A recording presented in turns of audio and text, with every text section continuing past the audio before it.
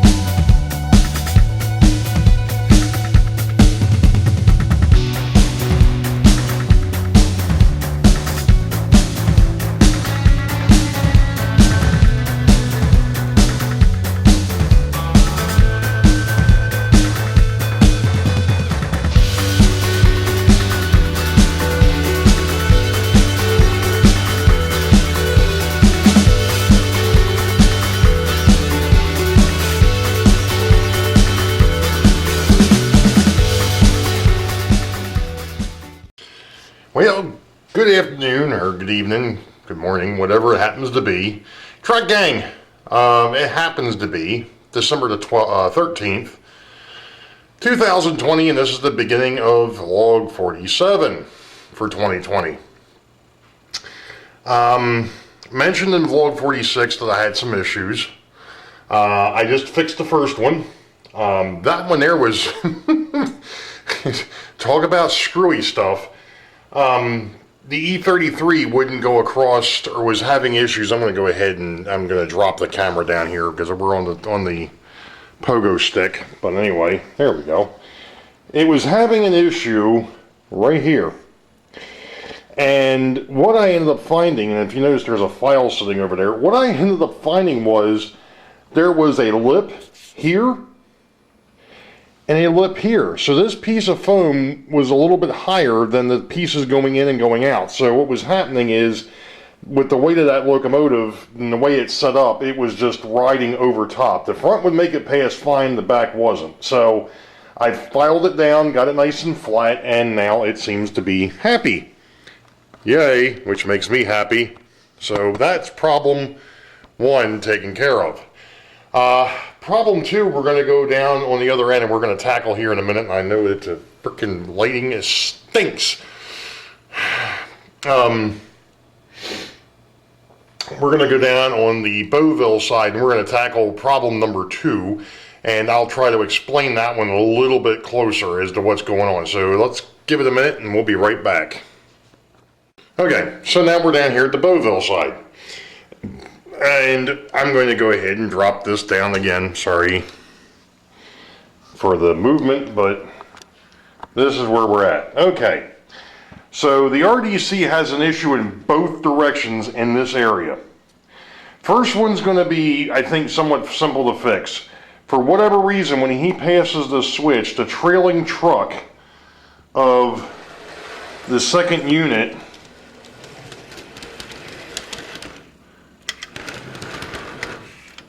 right there, he comes off the track, and I'm not sure why, and it's the only unit that does it. I've checked the gauge looks good, everything looks like it's fat, dumb, and happy, but for whatever reason, he doesn't like that switch. I'm going to go ahead, I've got a couple more sitting here, so we're going to go ahead and we're going to swap him out. Now, the second issue is going to be a little bit trickier. The issue is, I'm going to try and do this, and it's not going to be easy. But you see all the undercarriage detail there. We've got these boxes that hang down. Well, there's also ones on the other side. Well, if I back this thing up a minute, you see that I've got one of these very slim Atlas switches sitting here.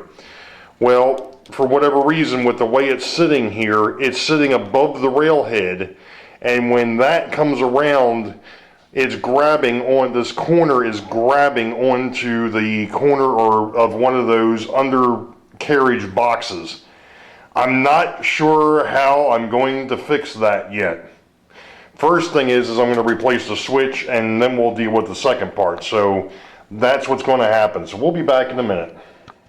Well, this was extremely, extremely fascinating. I don't know how to explain this one. The E33, I think I've just explained that. But we're over here at Boeville, and I moved the switch, which was good. It's a completely different switch than the one that was in there, which is fine. I actually think what was in there was probably number 4. Now there's a snap, which meant that everything in Boeville shifted. Again, not a big deal. It's fixed.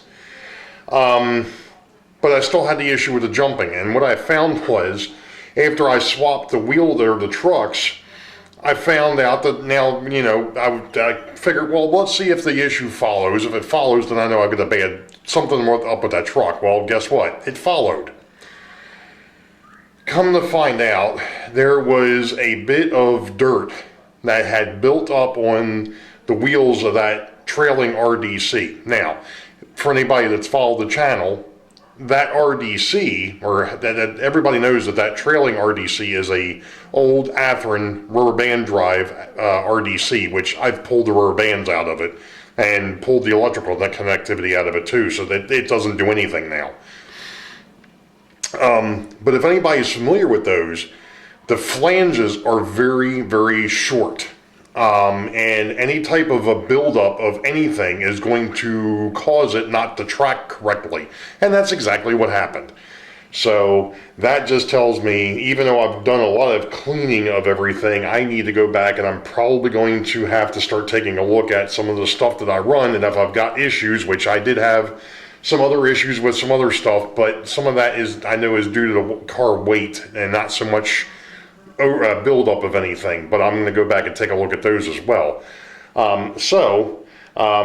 The neat thing of it is by moving or putting this other switch in here, the switch machine moved, which means that the RDC is still tagging the switch, but it's not, it's tagging it, but it's not stopping the RDC. That's a good thing. I can live with that for the moment until I can get some under the layout switch machines, and then we can move on from there. Like I said, I know I need 8 of them total. So that's going to do it for right now, but we'll be back. Here we go with the lighting again. Jeez. No matter where I go. I'm actually back in the storage area, or the work area that I've got back here. Sorry for shaking the tripod. It happens to be Sunday, by the way, the 20th, which means we got sidetracked Sunday night, which is tonight's holiday show. So on Jason's channel, this whole vlog will come out long after that. Two things. One, I kind of rearranged the work area a bit. Of course, the benches are a disaster at the moment, but I'm still working on a couple of things. Yeah, there's a white board there. That is a folding workmate that attaches to the bench. And what I had thought about doing is actually using that instead of that other rig that I had for having a table to work off of. Well, it works great as a table, but the problem is it doesn't work too well when it's in the down position.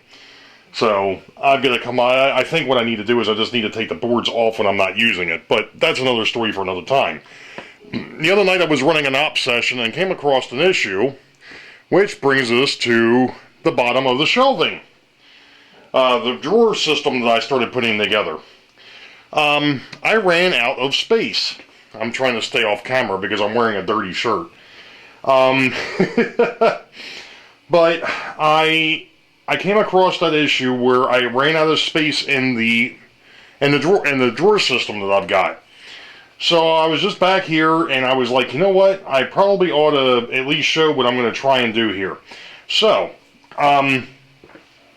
this drawer system that I built, which is fairly nice. The only problem is this is the lower one. This isn't the upper one. This is the lower one because the upper one has boxes of freight cars on it right now. What I'm going to do is I'm going to remove these 2x4s, and I've got some wood off to the side over here that I'm going to use, and I'm actually going to build a base for the shelving that's going to go from one end to the other. This is actually believe it or not, but this is 4 foot by 30 inches. So what's going to happen is I'm just going to cover the whole shoot and match. And then what I'm going to come back and do after I get rid of these 2x4s and put that over, I'm actually going to put some sides and a back on it, and probably maybe a front as well, to keep things from flying off the front of it. They shouldn't come off the front anyway, but I'll put something there just in case. So that's what the project is going to be here for the next couple of hours, is going ahead and putting together the shelving. So let me go ahead and get started. We're not going to film the whole thing. Well, I may not be the most talented son of a gun, but somehow or other I get things to semi-work. So there's the finished product. We got a piece of paneling on the bottom.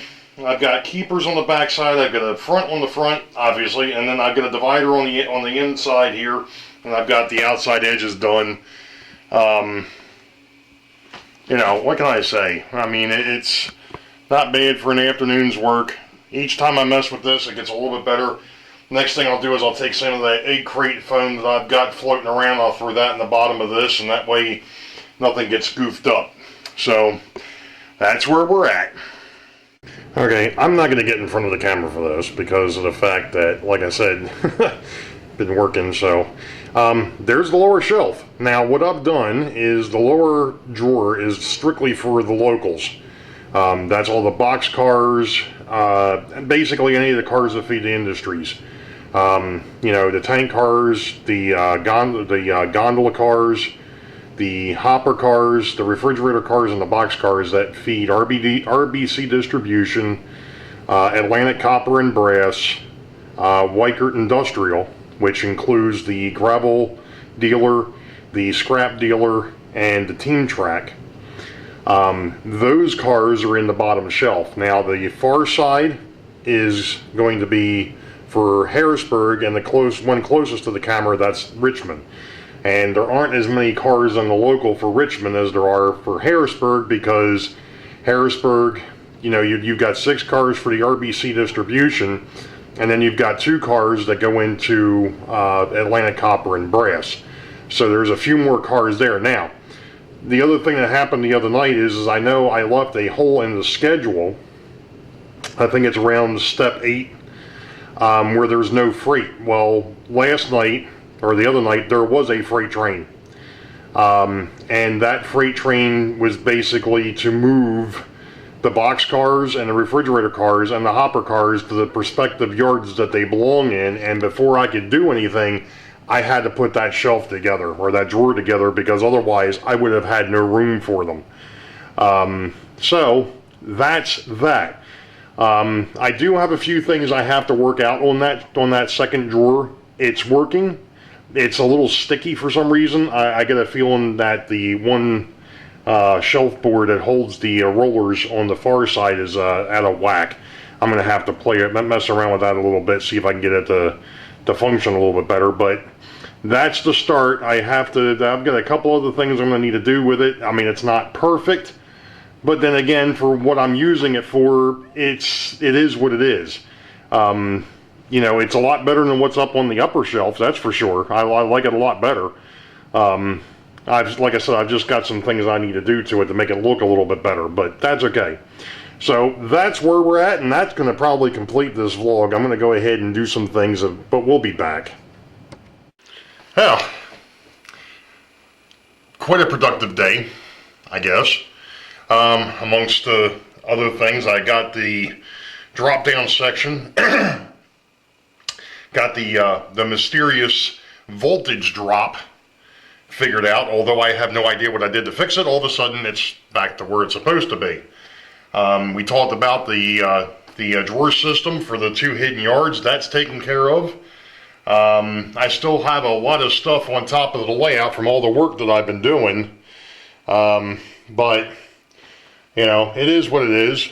It's a work in progress. So, whoosh, right underneath the sunbeam. So, anyway, I was just sitting here thinking, you know what? I'm supposed to be doing something tonight. It happens to be Sunday the 20th, and it happens to be 7 p.m. Wait a minute. What the heck is going on Sunday the 20th at 8 p.m.?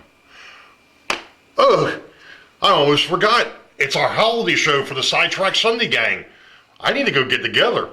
You all know the deal. Wait for the highball. Green tracks ahead. We'll catch you all next time. Be safe, God bless. We'll see ya. Actually, because I'm not going to probably see you or talk to you all after that holiday show tonight, you all have a happy holiday, Merry Christmas, Happy Kwanzaa, Happy Hanukkah, you know, all that wonderful jazz.